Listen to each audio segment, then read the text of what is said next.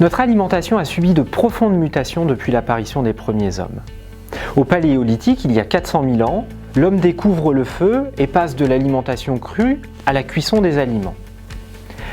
Au Néolithique, il se sédentarise et passe de chasseurs-cueilleurs et se met à élever des animaux, à cultiver des végétaux et à sélectionner les espèces animales et végétales en fonction déjà de leur rendement et de leur résistance. Au XIXe siècle, c'est l'exode rural. L'homme se concentre dans les villes et apparaît la nécessité de transporter et de conserver plus durablement sa nourriture. Enfin, à partir des années 50 et l'avènement de la société de consommation, ils se mettent à transformer à l'avance ces aliments pour les consommer ultérieurement, une tendance qui continue de s'amplifier aujourd'hui. Toutes ces révolutions ont profondément modifié la teneur des aliments et notamment l'apport des micronutriments.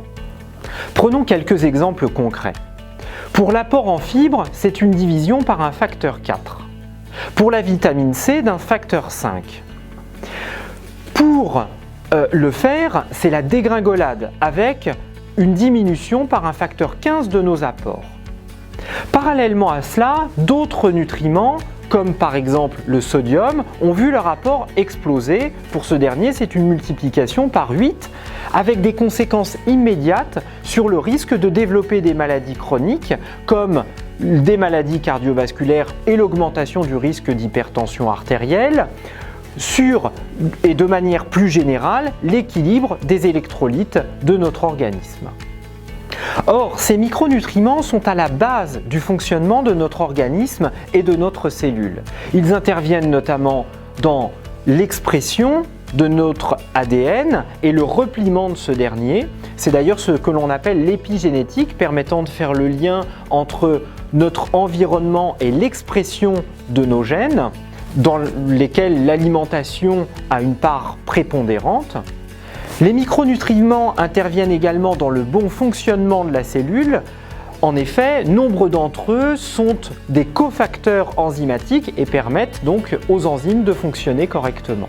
Enfin, ils constituent des biomolécules permettant de fabriquer les constituants de la cellule et de l'organisme, par exemple la membrane cellulaire ou encore certains organes tels que le cerveau, les tendons, le cartilage, le cœur, etc., etc. Les objectifs de ce cours sont à la fois pratiques et théoriques. Pratiques pour améliorer simplement et efficacement son alimentation sans presque changer de régime alimentaire. Théorique, pour comprendre quels sont les nouveaux enjeux de la nutrition. Nous aborderons notamment les questions du microbiote intestinal et de la nutrigénomique pour préserver son capital santé. Au travers de ces notions, le microbiote intestinal et la nutrigénomique, nous comprendrons également ce qu'est la notion de variabilité interindividuelle, ce que l'on appelle parfois le terrain, et notamment la nécessité d'avoir une approche plus personnalisée et plus individualisée de la nutrition. Enfin, l'objectif est également de comprendre ce qu'est la micronutrition, cette approche scientifique et holistique qui permet d'améliorer et d'optimiser le fonctionnement global de l'organisme, notamment via la compréhension du concept des maillons faibles. C'est avec plaisir que je vous accompagne dans cette introduction à la micronutrition. Alors, à vos cahiers, à vos stylos, à vos tablettes, à vos ordinateurs, c'est parti.